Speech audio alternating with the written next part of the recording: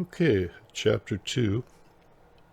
I decided let's do something that I know how to do, and I know it knows how to do, and I can make logos. And I can export an SVG file that I know goes into Blender, but I haven't used Blender, so I decided, well, I'll just have GPT5 teach me Blender, and that will be how I use.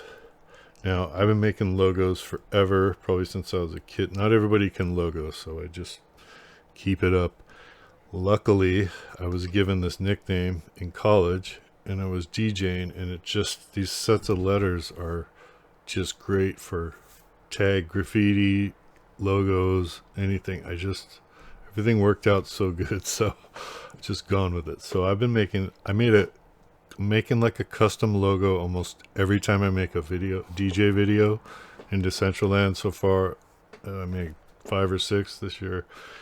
If I make 10 a year for 10 years, I'll have made 100 logos for myself. That'd be crazy. So anyway, I know Blender can do this, so I just asked, just teach me how to Blender. And it really teaches you at advanced level at first. So you got to keep telling it to chill out. You got to keep telling it, hey, I've never done this before. I'm a beginner.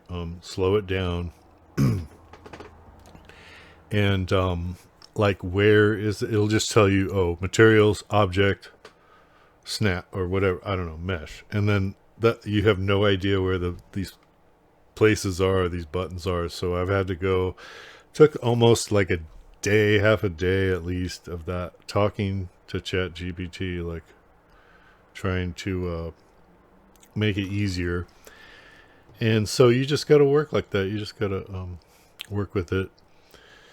And it will teach you everything, though. I'm sure I could have learned in a YouTube video, but since the goal of this hackathon is to use AI, and I had planned, I wanted to bring something in to Decentraland of mine, my hand, my brand, you know what I'm saying? Like something I made into Decentraland for a while, so I'm finally get my wish at the same time. And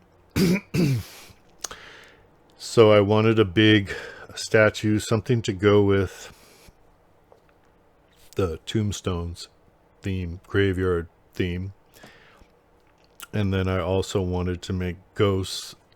The next plan, my eventual plan, is to have ghosts, and most ghosts at the time are blue in Decentraland, so I just went with the blue. So I also, after we made the solid object and brought it in, then I made a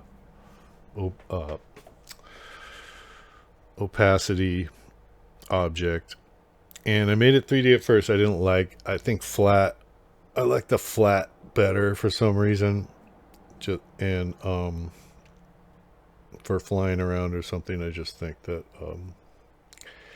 it's just better for my purposes right now. The 3D version, the puffed up and extrude doesn't look good, and puff doesn't look good. And I could have made all the ghosts myself, but to save time, I just looked for spooky wingdings and webdings. So a font is a way people used to give away, 30, 40 vectors they made and spent forever working on in a font. So you can take any letter of a font and expand it back to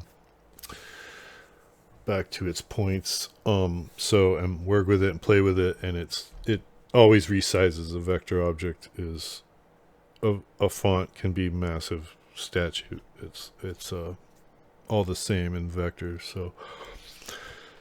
So yeah, so I learned how to do that. Kind of learn. I don't know if I remember everything, but I was copying down notes and getting ready for my next thing. So all this is like, well, okay, I know what I can do now. I can take it to the next step. So my next lesson, my next video, chapter 3, then we start doing some fun stuff. All right.